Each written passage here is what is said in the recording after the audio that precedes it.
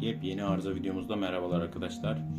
Birçok akıllı saatimizde, tüm marka model saatlerde hatta aynı çalışma prensibine, aynı arızalara sahiptir arkadaşlar. Arıza çözümünde de aynı yol ve yöntemleri izliyoruz. Tamirciye gitmeden önce evinizdeki materyallerle saatinizin tamir işlemini nasıl yapacağınıza dair videomuzu çektik arkadaşlar. Bu video birkaç kez denendikten sonra etkili neticeler alınması üzerine sizlerle paylaşıldı arkadaşlar. Öncelikle bilgisayarlarımız gibi akıllı saatlerimizde kilitleniyor, donuyor ve resetleme işlemine tabi tutmak gerekiyor arkadaşlar. Bununla ilgili akıllı saatlerimizi genellikle ne yapıyoruz? Bilgisayardan şarj ediyoruz arkadaşlar. Şimdi biz ne yapacağız? Akıllı saatimizi açmaya çalışacağız. Bakın düğmesine basıyoruz. Akıllı saatimiz açılmıyor, şarj almıyor arkadaşlar. Bununla ilgili atılacak adımları adım adım sizlere göstereceğim. Bir sonraki adımları da bakın açılmadı. Videomuzun açıklamalar kısmında sonraki adımları da göreceksiniz arkadaşlar. Oradan takip edip birebir izleyip aynı yol ve yöntemleri yapabilirsiniz. Evinizde rahatlıkla uygulayabilirsiniz arkadaşlar. Bakın.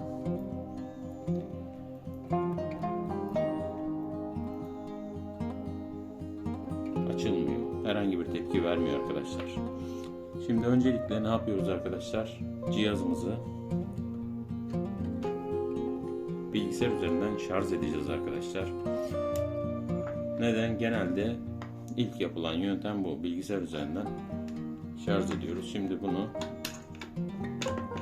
bilgisayarımıza taktık.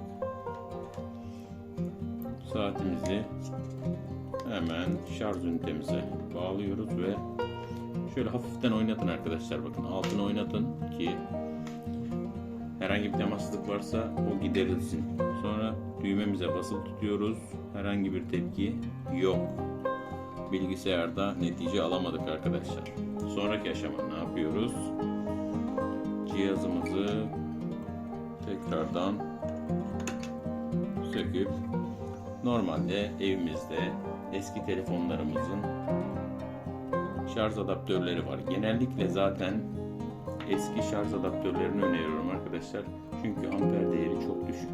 Saatlerimizin piline uyumlu. Ama öncelikle deneyeceğiz. Sonra ben size tekrardan ne yapmamız gerektiğini anlatacağım arkadaşlar. Evet. Bunu da prizimize takalım arkadaşlar.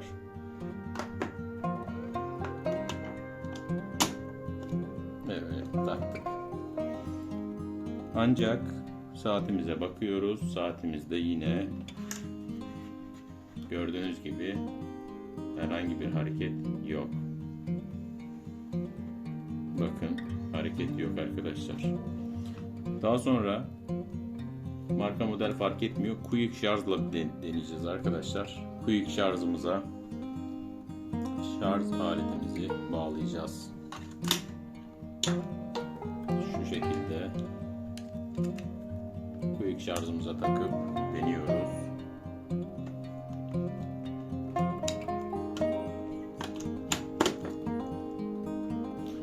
Şimdi bunu da bağladık. Genelde netice alabiliyorduk arkadaşlar. Ancak şu anda bakın yine netice yok. Şimdi bir sonraki adıma geçelim arkadaşlar. Bu adıma geçmeden önce tam olarak ben size ürünü göstereyim. 120 wattlık Mi'ye ait şu şekilde şarj adaptörü.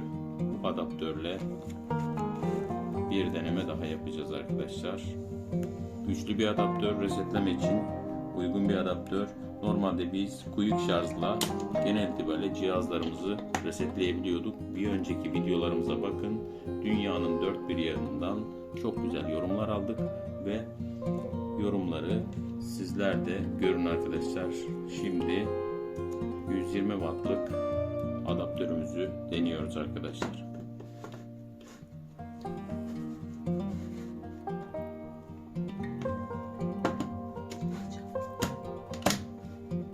Biraz oynatmakta fayda var. Evet arkadaşlar, geldi. 120 watt adaptörümüzü bağladık ve şu anda saatimiz şarj oldu arkadaşlar. Şu anda resetleme gerçekleşti.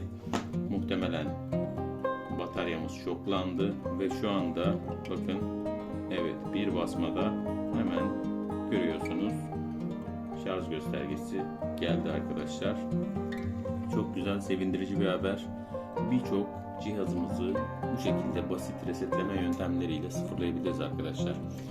Yani direkt tamirciye gitmektense biz size cihazlarınızı göndermeden önce evinizde yapmanız gereken adımları iyi niyetli bir şekilde anlatıyoruz ki maddi kaybınız olmasın. Kötü niyetli insanlar olabilir. Bunlarla muhatap olmadan önce evinizde kendiniz çabalayın ve bizatihi videolarımı izleyin. Bundan önceki videolarımda tüm dillerde videolarım mevcut. Hemen hemen tüm dillerde Fransızca, İngilizce, Çince videolarımız mevcut arkadaşlar.